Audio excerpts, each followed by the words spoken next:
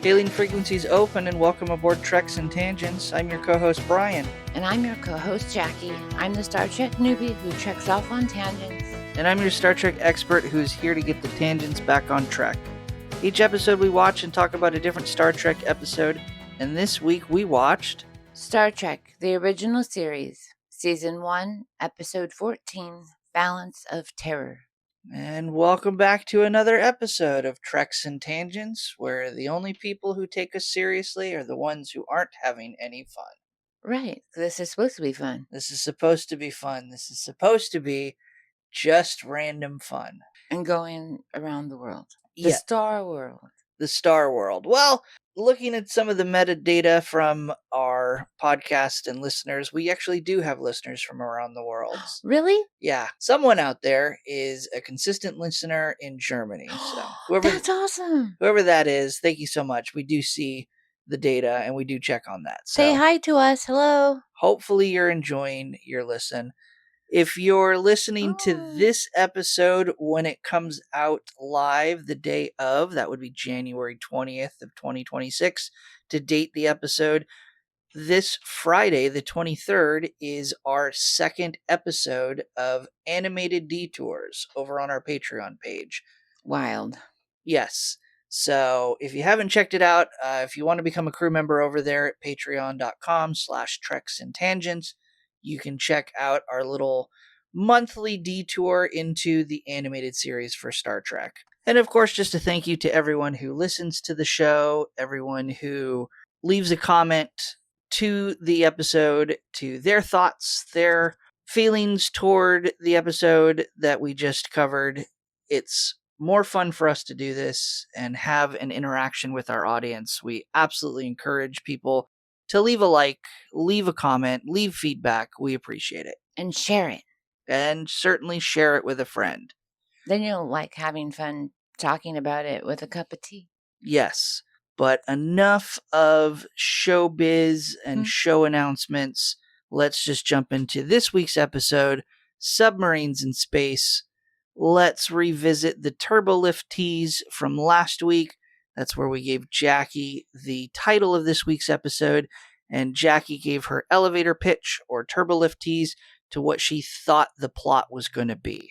So, computer, what was Jaci's prediction to this week's episode? After being given a hint that this week's episode introduced a new alien species to the Star Trek universe and that they frequently portrayed villains, last week Jaci guessed this week's episode plot to be, well then we are going to get better fighting powers. So we are going to have a new person on the Enterprise, an alien type. So Jaci, how accurate do you think your turbolift tease was to the actual plot of the episode? Definitely a failure.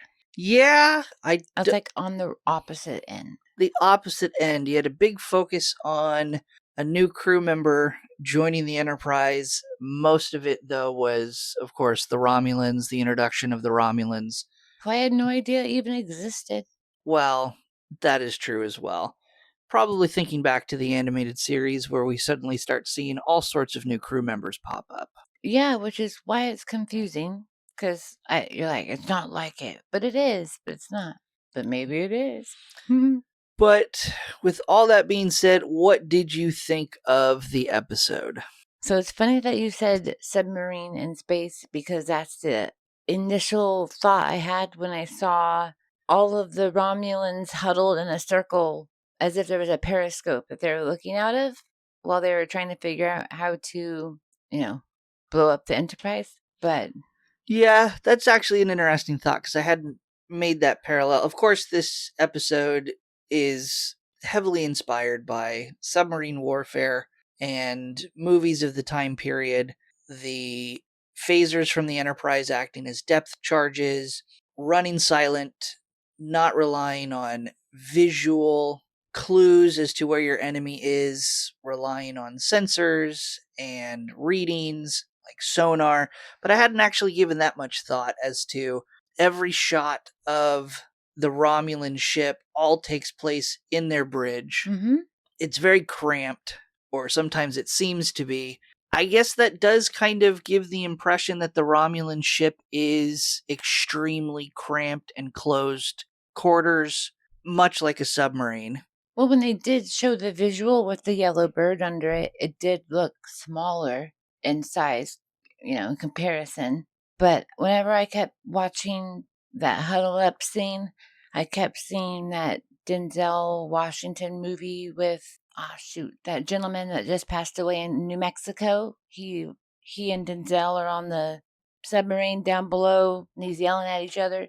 Crimson Tide, and it was Gene Hackman that passed away. Yeah, I pulled up the quick little summary. I forgot James Gandolfini was in that movie too. It was a great movie. It is a great movie.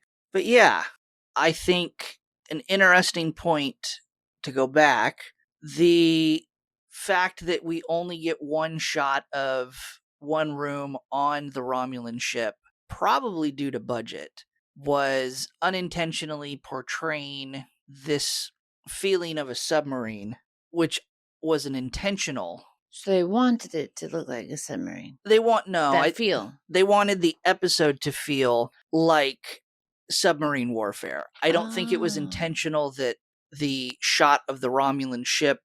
What I'm saying is that they only used one room, the bridge on the Romulan ship, for budgetary purposes, and it just happened to also coincidentally portray a submarine that's tight, close quarters, and in those types of movies, we usually only get one room or two rooms. Right. And then the captain or main character is in the front corner, just exasperated and, what am I going to do?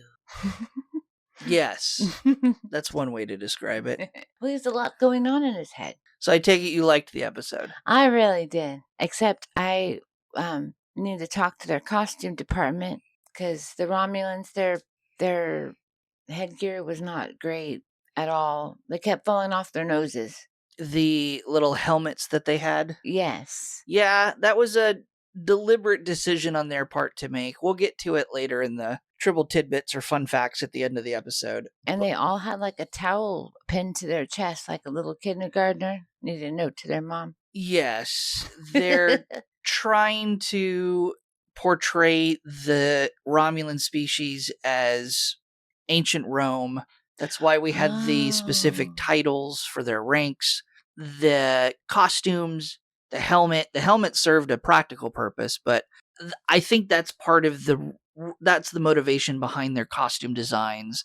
Certainly their titles, how they address each other, and so forth. I don't necessarily think that carries forward into Star Trek. While the Romulans certainly make reappearances time and time again, they, just like the Vulcans and Spock and some of these other concepts, they certainly morph and change into what becomes more familiar that carries forward beyond the original series into the Next Generation, DS9, certainly other series as well. No, that makes complete sense. And this is the first time anyone is seeing them, so it's kind of like a touch test. Like, how will these guys work out? Right. Also, interesting point to the concept of submarines and lack of visuals is that moment where they reveal in the episode the fact that they haven't seen what the Romulans look like. They fought an entire war. Yes. Without ever seeing what the Romulans look like, which plays an important part of the episode. Only that their spacecraft is shaped it has a bird of prey underneath it. It's right. Painted. But even then, that came from Styles, and Styles got that information from word of mouth family history. That wasn't something that was pulled from the computer database. Again, I think part of what gives the episode such drama is how much they lean into this idea that the Romulans are an unknown adversary. I think that is recreated later in Star Trek with other villain alien species. The Borg come to mind for sure. Going over my head. Jaci looks totally confused, but I think Star Trek fans can draw an analogy between the appearance of the Romulans in this episode and how the Borg is introduced in the Next Generation. So it's safe to say we both enjoyed this episode. Yes. And with that, Jackie, why don't you dive in? See what I did there, submarines, and walk us through the episode. We open by gathering in the Enterprise's chapel. We're gathering for a wedding. Janice is in the front lighting candles, and she's right behind the podium. I mean, it's simple but pretty. Scotty is in the back, ensuring that the ceremony will be available on all the screens throughout the ship. Kirk doesn't have to worry about that, but McCoy does tell him that there is a call waiting for him, so please, Kirk, contact the bridge. Spock informs Kirk that the Earth outposts number 2 and 3 are silent. When Kirk asks about number 4, can we get a report on number 4 whenever you can? So, because he has, a ceremony to go put on.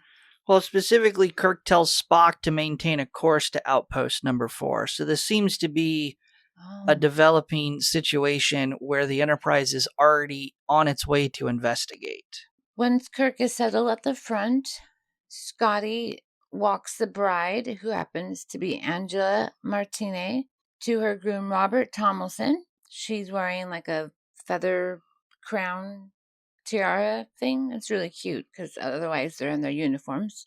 Yep, no fancy wedding dress or tuxedo for this wedding. But her feathers were cute. I wonder if the little bride and groom on top of the wedding cake are also wearing uniforms. Oh, that'd be really cute.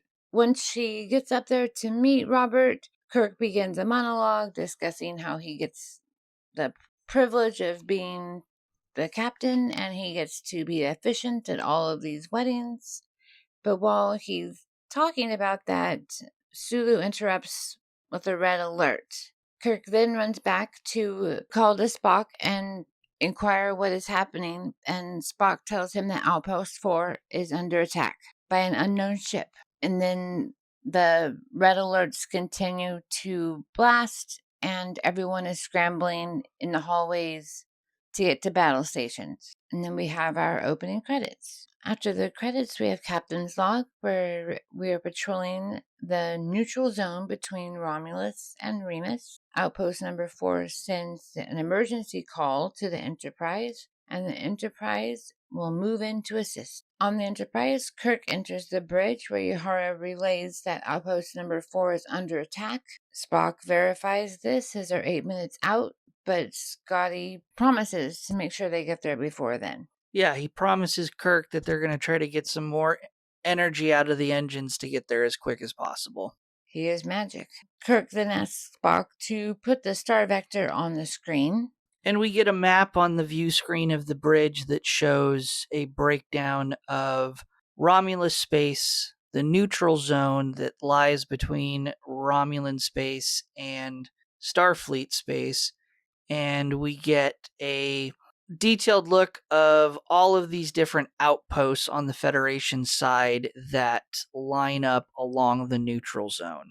Kirk asks Uhura to open up a line of communication for the crew, so Spock is able to explain about the asteroids, the monitors, and how the zones worked, how they were established by a treaty after a huge war a century prior. Each side is supposed to stay on their own side of this divide, and if one goes over on the other side, then that is a declaration of war.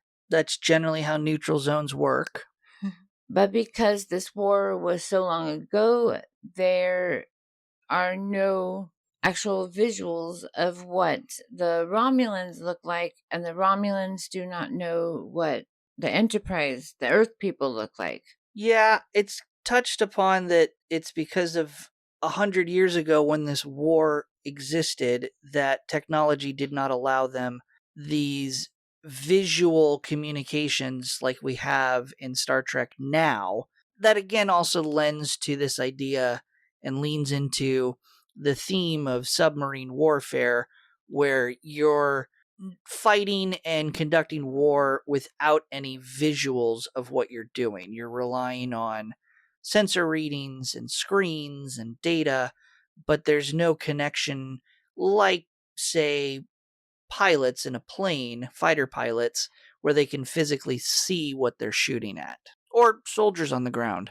In fact, the collective we believe that the Romulans are warlike, cruel, and treacherous. But thankfully, there was a subspace radio established that the neutral zone would be in effect, and so far the peace has been kept until what seems to be now. And if either side crossed the line, that would be an act of war, so they would be able to defend themselves. And in fact, Kirk ends the announcement to the crew of the Enterprise by explaining that they will have limited abilities and orders to defend themselves, but the Enterprise and these outposts, in comparison to avoiding a full scale reignition of this war, are expendable. That Starfleet does not want them to take any action that would escalate conflict into a full scale war. It is more important for Starfleet to maintain this shaky truce and peace agreement than it would be for the Enterprise to defend itself and respond to save itself. Navigator Styles brings up that number 4 is being attacked and that they may intercept the Romulans. Mr. Styles is definitely pushing for seeing how far they can push their orders in response and defense of themselves in these outposts. He is very pushy. Kirk asks how would we know what a Romulan looks like? How would you know? Styles tells Kirk that their ships look like large birds of prey. He reminds Kirk that his family fought in the war that was mentioned that started this whole neutral space, and there is great family history of officers lost during the war for Styles' family. Kirk reminds Styles that that was their war and not the current situation at the moment. So the Enterprise, on its way to Outpost 4, is passing by Outpost 2 and Outpost 3. And when they get within sensor range of these two outposts is when Spock is able to confirm that both of these outposts, the asteroids that they sat on, had been pulverized, that they're gone. That's why they weren't communicating with them. Kirk asks Uhura to connect to the nearest command base and give a report every quarter hour. Then has Sulu call for everyone to man the battle stations. Navigator Styles is also energizing the weapons to full power. Angela, our bride, is at the phaser station. Tomlinson, the groom-to-be, passes by. Angela jokes that he's still her commanding officer, but soon they'll be married and they'll live happily ever after during this crazy interaction on the ship. It's an interesting moment besides the fact that we see that the bride and groom work together and one is a superior officer to the other, but it's one of the only times, if not the only time, that we see this kind of disconnect between a command being issued on the bridge for the phasers to be powered up and fired, and then a cut to the actual station in engineering or weapons or wherever on the Enterprise it is to show that order being executed. Many times it's just the order is given on the bridge and we see the final result. Again, maybe an allusion to the whole theme of submarine warfare, watching submarine movies where you see an order given on the bridge and then that order is relayed through the comm system to the relevant section of the submarine where it's carried out. They tell it to fire torpedoes, and then we see the actual loading of torpedoes and the firing of torpedoes. Just an interesting moment. Outpost 4 is 5 minutes away now and still responding to communication. Kirk talks with the commander on 4, and it is relayed that 2, 3, and 8 are gone. Kind of repetitive for the commander to say that 2 and 3, not the commander, it's repetitive for the show to again say that 2 and 3 are gone when we had the dramatic reveal by Spock. But I guess within the Star Trek universe, the commander would have no way of knowing the Enterprise knows that. Yeah, they do focus on 2 and 3 a lot, and then they throw in 8 like they're coming down and up. Yeah, that was interesting as well. I don't even think 8 appears on the map from earlier. I didn't see it either, so I that's why I was confused. I thought it was. I don't even know if 1 appears. I thought it was just 2 through 7. That's what I saw. Yeah, Maybe that's all that they were focusing on. Who maybe. knows? The commander on number 4 doesn't know what took them out. Even with the deflectors that they have, it still wasn't enough power to eliminate a hit to Yeah, break through. It took us a second time to break through the shield also. yeah, and it's an unknown weapon. It's not one that they've seen before. Again, it's an unknown ship, an unknown weapon. We all know it's the Romulans. It's not that big of a surprise.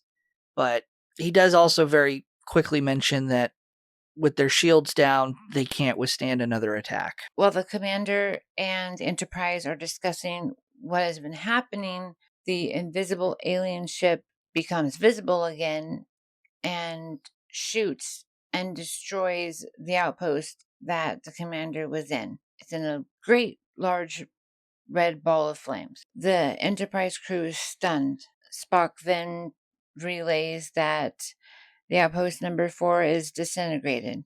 Kirk realizes that the Romulan ship must be visible when firing at the Enterprise or any other ship, and then it can go back to being invisible. Now that it's invisible, Spock, though, he sees a blip on the screen and notices that it is just moving at a leisurely pace on its way home, as if it thinks that it's alone, that no one's following it. Kirk believes that this invisibility works both ways, preventing them from seeing the Enterprise as well. Which would explain why the ship is not making a more direct course back across the neutral zone. It's taking a more leisurely, Spock's exact words, route back toward the neutral zone instead of a route that is designed to evade the Enterprise. And run away from it.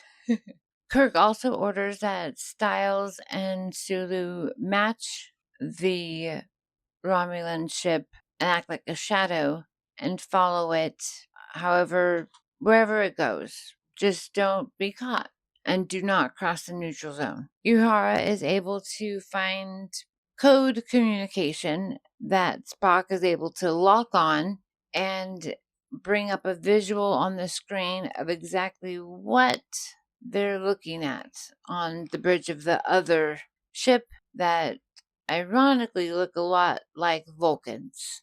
Which is a big dramatic moment for the show because this would be the first time ever that humans and members of Starfleet have seen what Romulans look like. And then we get a commercial break.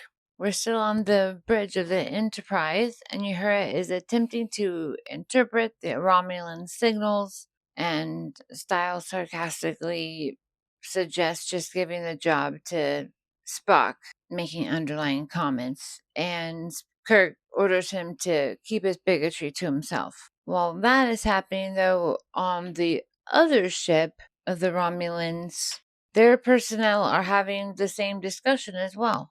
They believe they're being followed. Cloaking takes extra power. The Earth outpost contacted the Earth vessel, and that vessel just keeps following them. They call it a reflection, but yet their own commander does not agree. He continues on with the cloaking system.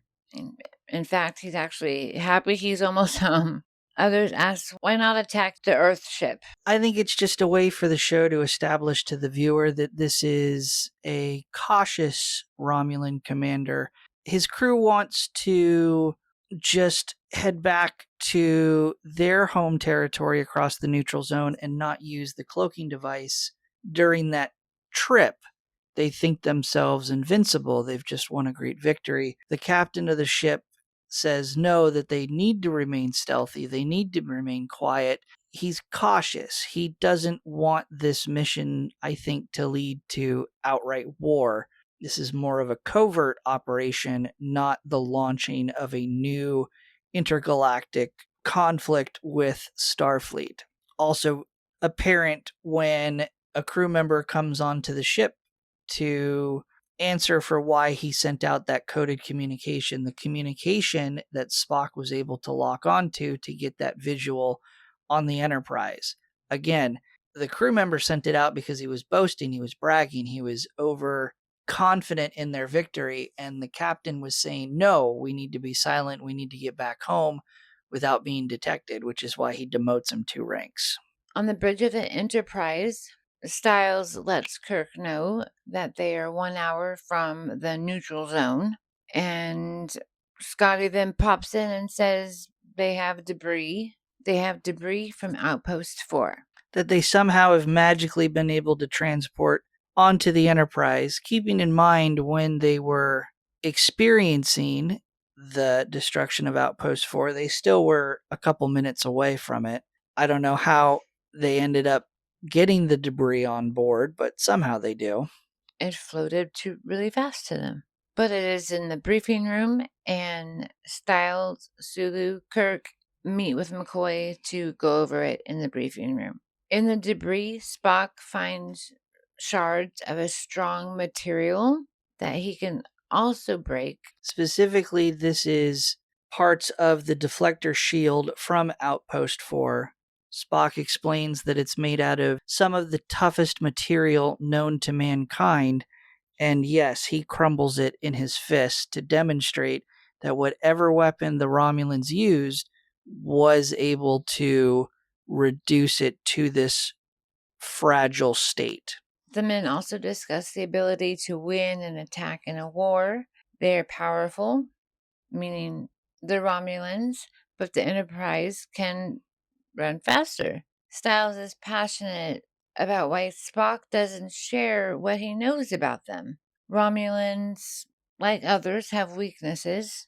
He suggests an attack, especially since the Romulans entered neutral space. They did it first. Styles also doesn't want to appear weak. He argues that running from the Romulans would give them the appearance that the Enterprise is easy prey and an easy target.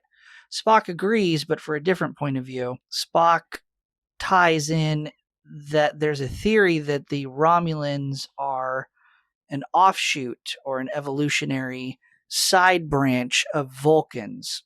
And drawing on that history of Vulcans, explaining that Vulcans were warlike as well, but they branched off in a different direction by suppressing their emotions and giving up their warlike ways. But if they're anything alike, ancient Vulcans and modern day Romulans, running away would give the appearance of weakness. But again, they have to balance that they don't want to start an outright war. At that moment, they get a report from the bridge that the Romulan ship is reported to be on a trajectory and veering toward a comet. It's theorized poorly, but it's theorized in this moment that as the Romulan ship enters the tail of the comet, it will become visible to the Enterprise, and the Enterprise will be able to target it with its weapons and destroy it. So, right before we go to commercial break, Kirk orders for red alert. The Enterprise is still following the Romulan ship, but the Romulan ship decides that they are going to backtrack and go around so that they can attack the Enterprise from behind. But they find that the Enterprise is no longer following them after all.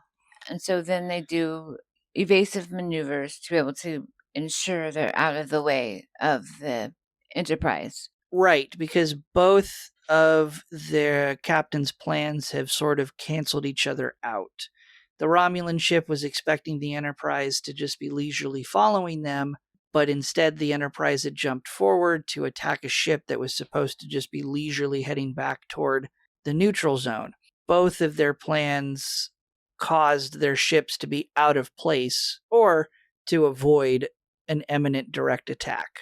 I find it interesting also that they both captains of the ship kind of give props to the other commander. Like, wow, he's really smart. Look what he did. Yes. I think that is a direct pull from, or a direct homage to submarine war movies. I think that's a very common theme in the submarine war movie genre, where each captain develops a mutual respect for their enemy. Oh, that's kind of poetic. So, since both ships are out of place from each other's maneuver, canceling each other out, the Enterprise acts first and starts shooting wildly from its phaser banks into where they think the Romulan ship might be. Again, best metaphor, these are depth charges being dropped from a ship on the surface of the ocean down to try to attack a submarine. The phasers hit the Romulan ship, which begins to rumble, and the equipment is failing, so they divert their power to their weapons. Meanwhile, on the Enterprise, the bridge of the Enterprise, they also have power overload, and Spock has to jump underneath his station to rewire whatever is sparking underneath his station. While everyone is picking up and putting everything back together from that hard turn earlier and correcting whatever overload is happening, they do see the Romulans fire a large ball of fire, for lack of a better term. It would be plasma. Thank you, that's the word. The Enterprise is able to back away from the plasma fast enough to learn that there is limited length and amount of plasma, and it dissipates the longer it's out in the open. An apt metaphor for a torpedo, where torpedoes only have a specific range that they're effective before they become extremely unreliable, not accurate, and ineffective. On the Romulan ship, the elder of the crew suffered an injury, and the commander does tend to him and orders to cloak the ship again, even though it's low fuel. On the bridge of the Enterprise, Kirk notifies command base that they are entering the neutral zone.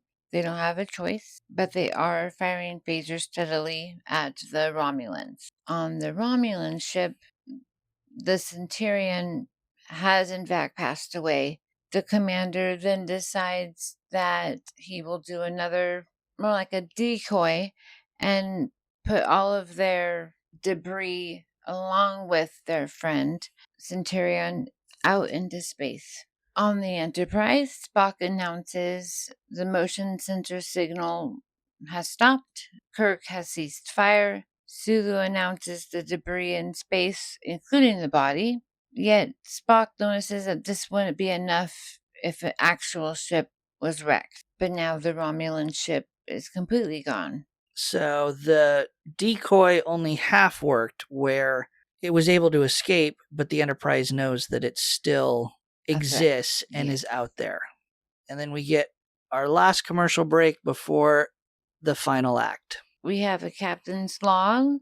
Kirk says if they're at the neutral zone, they lost contact, but the Romulan ship must be nearby on silent mode, as he called it, and they also will go quiet while waiting. The Enterprise, that is. 9 hours and 40 minutes later of silence. 9 hours and 47 minutes. While we're in Kirk's quarters, Janice goes in to ask Kirk if he needs anything. Again, proof that there's no doorbells or knocking on a starship. Oh, yeah, she just walks right in. And then I chuckled to myself because I was wondering if she was going to ask if he wanted coffee and she was going to heat it up with her phaser. Right. And no, just Kirk has her take everything to the bridge, and then McCoy enters as Janice leaves. He wonders why he would be there and not somewhere else at that moment. You know, having fun, being outside, on Earth, anything, you know, because right now they're stuck in space doing nothing. And then it's funny, he actually says in all of the world, all of the 3 million Earth-like planets and 3 million stars and 3 million galaxies, there's only one of you. So be sure to take care of you. Those kind of nice words of encouragement. Now we're on the bridge, still quiet, still dark. Something starts beeping super loud, and they all rush to turn it off. Be quiet. Yeah, I think it happens when Spock is making repairs to some systems. I think it's Spock that accidentally triggers the beeping of whatever this system is. But in any case, the loud beeping does get shut off, but not before it alerts the Romulans. The Romulans are super excited that they found them, and they've decided to send out into space an old style warhead that is usually used on their ships for like self-destruction. And is the same weapons that were used over 100 years ago during the first conflict between humans and Romulans. It's a nuclear warhead. Even more scary. And the Enterprise fires at the warhead, and that rattles the ship around. The Romulans think that everything is a balanced win, and they push to end the fight. On the Enterprise, when Kirk tries to check in to see how bad that warhead affected his own crew, he learns that 22 were harmed and are in sick bay, but they are okay. Most do have radiation burn. Phasers are still in working order, according to Scotty. And as everybody settles down and is, licking their wounds, Kirk says they're just going to play dead and wait it out. Meanwhile, we learn that in the weapons area, Tomlinson was down there alone. Styles does go to help, and then Uhura takes Styles' seat at as navigator. And then down in weapons, they also find a coolant leak, which resulted in Tomlinson's death after Spock was able to save Styles, but he was unable to go back in and save the young man who was supposed to get married that morning. On the Romulus ship, they are very excited. They are going home. Although they do argue, should we just blow them all up or just leave it alone? But the commander is smart and says we'll leave it to another day. The Romulus ship is not as able as they thought it would be, and Kirk connects with the commander of that ship and offers to beam him and any of his crew members that may be alive It's important to over. point out that the But reason why the Romulan ship is in such bad shape and is so badly damaged is because they, in fact, did not try to go home. They, in fact, came back to finish off the crew of the Enterprise. And in and amongst all of the confusion, Spock, when he ran into the room to save people, also was able to fire the phasers, catching the Romulan ship off guard because Kirk was playing dead this whole time and damaging the ship. Captain Kirk offers to beam the commander of the Romulan ship over to the Enterprise to get well, mend any of his wounds, and the commander refuses. It is not their way. But then he does say that perhaps in another life they could be friends. And then he blows up his ship. But I think in another life they would be friends. It's certainly a moment of reflection for both of them where they both have mutual respect for each other as captains and leaders. And you can see that throughout the entire episode, I think. Especially the Romulan captain, he's always saying what a good thought that was, or he did a good maneuver. I don't know. I liked his honesty. In the sick bay, McCoy is checking on Styles, who is alive and well, and he's actually very thankful to Spock for saving his life. Spock does not accept the thank you. It's not his way. Also, he was just returning a trained navigator to duty. Sadly, though, Tomlinson did die. Angela, the bride-to-be, can be found in the chapel. Kirk visits her in the chapel and says that their death never really makes sense. We both know that there was a reason. And then Angela, she kind of believes what he says and then agrees. And then she leaves and goes back to, I'm assuming, her quarters or back to duty. She's a tough one. Yep.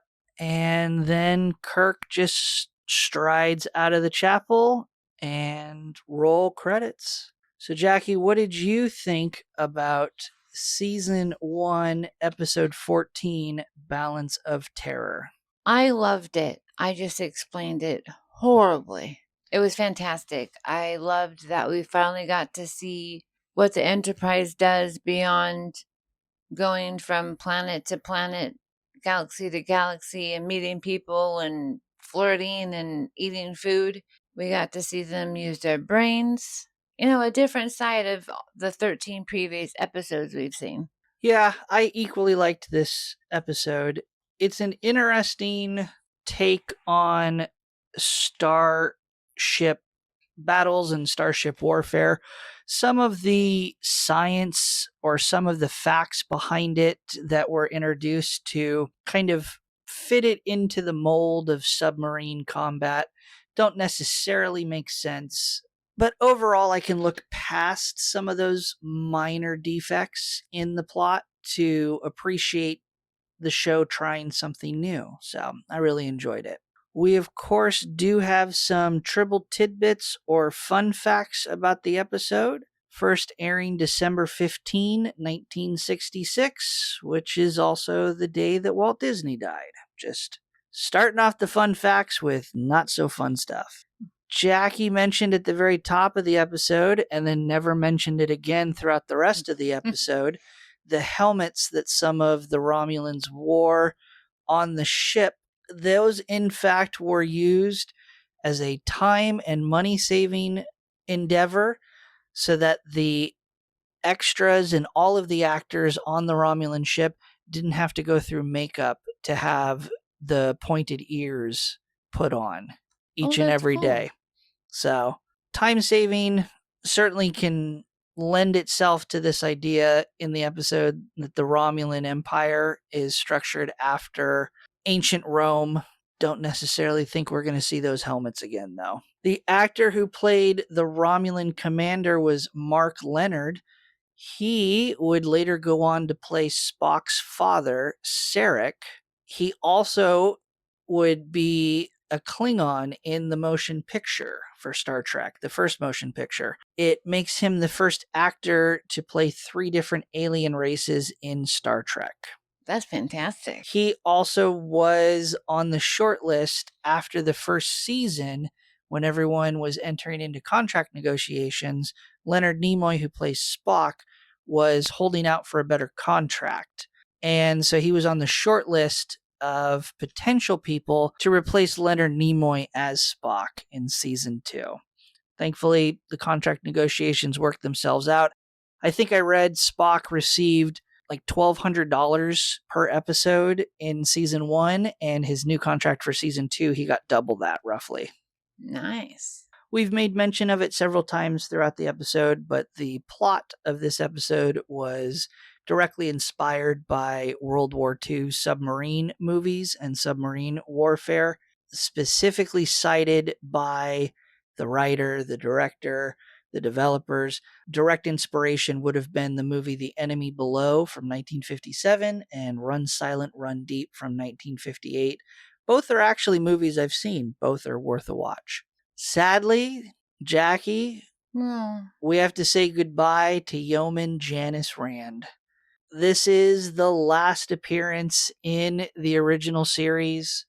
We will see Janice come back in the motion picture whenever we get around to Why doing. would they leave? Why'd they make her leave? So, the actress who played Janice had a contract for only 8 episodes. Oh my gosh. There were some behind the scenes that we won't get into. I highly encourage you to read her autobiography about her time in Star Trek. She goes into fantastic detail.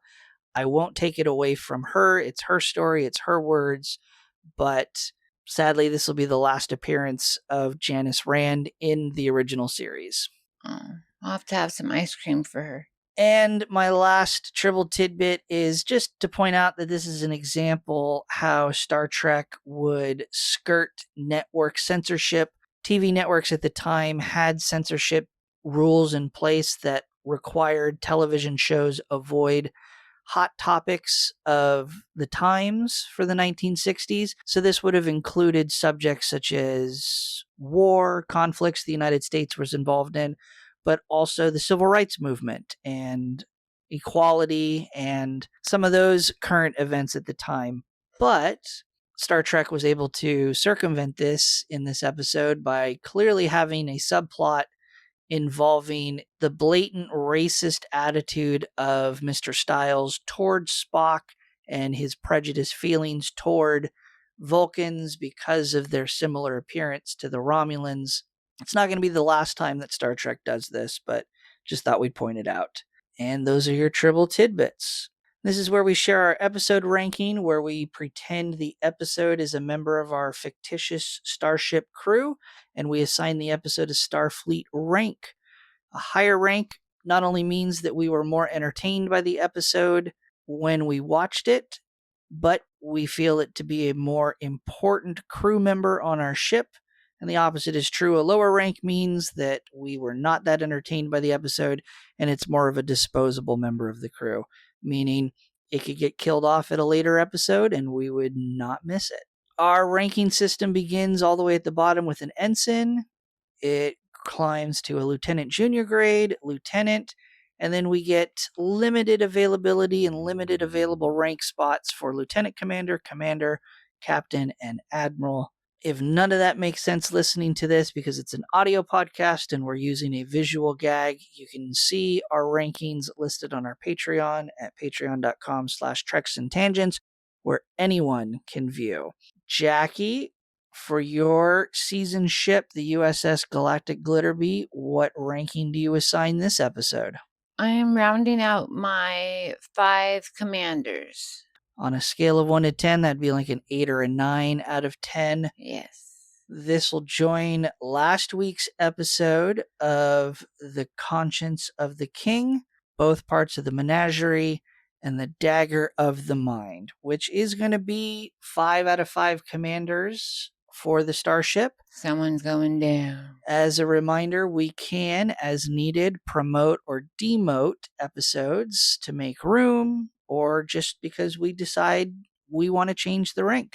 So, which for my starship, the USS Cosmic Shark, I'm going to do just that.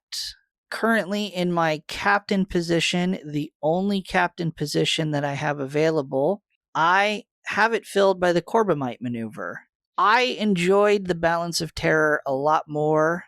I think it's a better structure. The Corbomite maneuver was still a fantastic episode, but it's time to make a change. So I am going to demote the Corbomite maneuver out of captain down to commander, because I still have room in my commander spots. Uh-huh. And I'm going to put the Balance of Terror up with captain. Nice. As a reminder, again, we will publish our updated rankings on our Patreon on Wednesday, the day after this episode airs, at patreon.com/treksandtangents. For comparison, as of the recording of this episode on IMDb, this is one of the top rated episodes for the season. It holds an 8.8 out of 10. We'll be back next week to trek through another episode. But before we go, this is where we'll give our turbolift tease or elevator pitch to next week's episode's plot. I'll give Jaci the title of the next episode, and Jaci, with no other information, will give a brief pitch to that plot. Jaci, next week's episode is entitled Shore Leave. Like shore leave when sailors get to go off ship at a port? Sure, but that's the only hint that you're getting. I'm going to go with that. They're going to go to another planet, galaxy, and they're going to have a break and enjoy some time with some of the cultural fun on that planet. Tune in next week to see if Jaci's prediction is correct. If you want more show information, you can find and directly support our podcast on Patreon at patreon.com/treksandtangents. Again, as a reminder, if you're listening to this episode live, this coming Friday will be our second episode for our animated detours, where we do a dive into the animated series of Star Trek, available at our Patreon for all of our crew members. You can also follow us on x.com at Trex_tangents. We're also on Instagram and Blue Sky at Trex and Tangents. Jaci, where can people find you and what are you up to? You can find me on Instagram at Jaboom, where I share a whole lot of life. I play tuba and flute in many bands, offer music lessons to anyone who wants to learn how to play anything. I also show off fashion and makeup tips for those in different size bodies. We dress for your body, not the number on the scale. And also, I'm working on my whatnot shop, and that's Glitterbow Boutique, where all of the clothes and treasures I can no longer have, they can be yours next. And you can watch me stream a variety of video games over at twitch.tv/PiratePoundTown. On YouTube, I post video games and other random content on my main channel at Pirate Pound Town, and coin collecting and hobby content at Pirate Treasure Hunting. I post socially on Blue Sky at Pirate Pound Town, and I can be found on Instagram occasionally under Pineapple Cannibal. Links to all social media mentioned can be found in the episode description. Thank you everyone for tuning in this week. We hope you had fun like we did, and we will see you all next week. And I hope Angela got a good martini. End transmission.